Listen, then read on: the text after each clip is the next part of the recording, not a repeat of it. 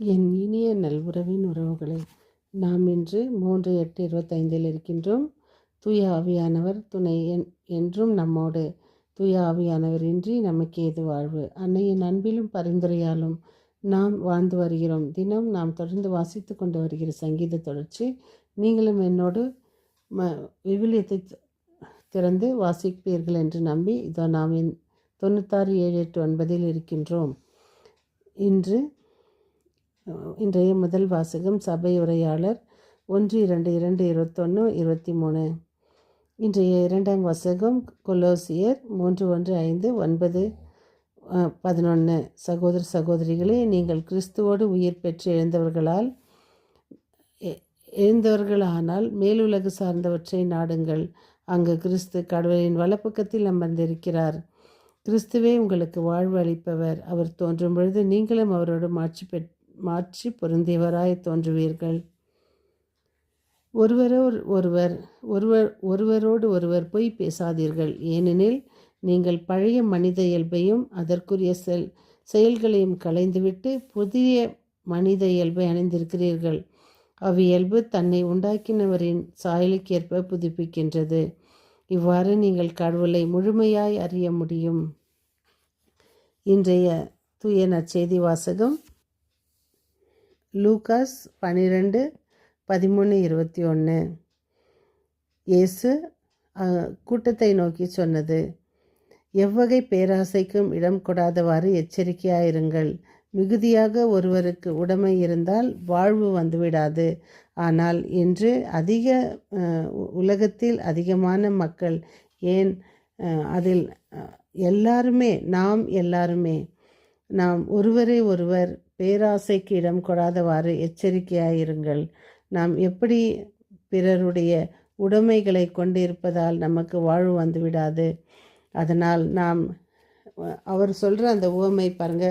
ஒரு நிலம் நன்றாய் இருந்தது. செல்வனாய் இருந்த ஒருவன் அதை விற்று இன்றைக்கே நான் இடித்து பெருசாக கட்டி நாளைக்கு சேர்த்து வைக்கிற களஞ்சியத்தில் சேர்த்து வைக்கிற அனைத்தையும் நான் பல நாள் உட்கார்ந்து சாப்பிடலாம் என்று. ஆனால் ஆண்டவரே, நெஞ்சே, உனக்கு பல்லாண்டு வேண்டியவை எல்லாம் இருக்கிறது என்று. ஆனால் நீ ஓய்வெடுத்து உண்டு மகிழ்ச்சியில் திளைத்திடு. ஏனென்றால் இன்றிரவே ஆண்டவர் உன் உயிரை பிரித்து விடுவார் என்று. அதனால் நாம் சேர்த்து வைத்தவை யாருடையவையாகும்? அதனால் நம்ம வீட்டில் ஒரு வாய் சாப்பாடு எக்ஸ்ட்ரா இருந்தால் நம்ம கீழே கொட்டும்போது அது நம்மளுடையதல்ல, வேறு ஒருவருடையதை நாம் அனாவசியமாக வேஸ்ட் செய்கிறோம். அதனால்தான் சில இடங்களில் பாருங்கள், பஃபெட் சிஸ்டம் வச்சுருக்குவாங்க சாப்பாடு. அப்படின்னா அது ஏன் பஃபெட் சிஸ்டம் வைக்கிறாங்கன்னா, நம்ம வயிற்றுக்கு எவ்வளோ வேணுமா அவ்வளோ மட்டும்தான் நம்ம எடுத்து சாப்பிட்ணுன்னு. இதுவரையிலும் உலகத்தில் மனுஷன் வயிற்றுக்காக மட்டும்தான் நம்ம எந்த விதமான சேமிப்பும் இல்லை. ஏன்னா அன்றைக்கு நாளைக்கு எது வேணுமோ அவ்வளோ மட்டும்தான் நம்மளால், அதுக்கு மேலே நம்மளால் எடுக்க முடியாது. அது எவ்வளோ பெரிய தீனி பண்டாரமாக இருந்தாலும் அதுக்கு மேலே எடுக்க முடியாது, நம்ம வயிற்றுக்கு மீறி எடுக்க முடியாது. அதனால்தான் பஃபெட் வைக்குவாங்க. ஆனால் அங்கேயும் கண் பெரிதாக இருந்தால் உணவை போட்டு போட்டு போட்டு போட்டு வேஸ்ட் பண்ணுவார்கள். நம்ம அதை பார்க்கும்போது மற்றவர்களுக்கு பின்னால் வரவங்களுக்கு சாப்பாடு இல்லாதாயிடும். ஏன்னா ஒரு இடத்துல அளந்து தான் வைக்குவாங்க. 50 பேர்னா 50 பேருக்கு வைக்குவாங்க, 100 பேர்னா 100 பேருக்கு வைக்குவாங்க. ஆனால் முன்னால் போகிறவங்க எல்லாத்தையும் எடுத்து வேஸ்ட் பண்ணுறதுனால பின்னால் வரவங்களுக்கு சாப்பாடு இல்லாத போயிடும். இந்த மாதிரிலாம் நிறைய நடக்குது.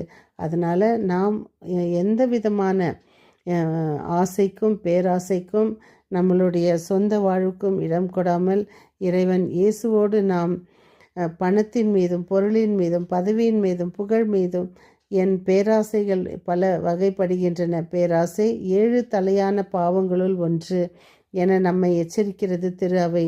எவ்வகை பேராசைக்கும் இடம் கொடாதவாறு எச்சரிக்கையாயிருங்கள் என்று இயேசுவும் எச்சரிக்கிறார். பணம், பொருள், பதவி, புகழ் போன்றவற்றில் ஆசை கொண்டவர்கள் பெரும்பாலும் அதில் நிறைவடைவதை நாம் காண்பதில்லை. இன்னும் அதிகமாகவே அடைய விரும்புகிறார்கள். இதுதான் மனித இயல்பு. இந்த இயல்பை உடைத்து மனநிறைவு என்னும் இறை இயல்புக்குள் நுழைய முயற்சி செய்வோம். எனக்கு வறுமையிலும் வாழத் தெரியும், வளமையிலும் வாழத் தெரியும். வயிறார உண்ணவோ பட்டினி கிடக்கவோ எதற்கும் நான் பயிற்சி பெற்றிருக்கிறேன் என்று பிலிப்பியர் 4:13 பவுலடிகளார் சொல்வது போல என்று அறிவித்த புனித பவுலடிகளாரை போல் நாமும் அதே போல் வாழ முயற்சி செய்வோம். எதற்கும் நாம் அதிகமாக ஆசைப்படாமல், ஒருவன் ஒரு பெரிய அவனுக்கு ஒரு கல் கிடைக்குது. அந்த கல்லை அவன் எடுத்துன்னு போயிட்டு அனாவசியமாக போட்டுடுறான்.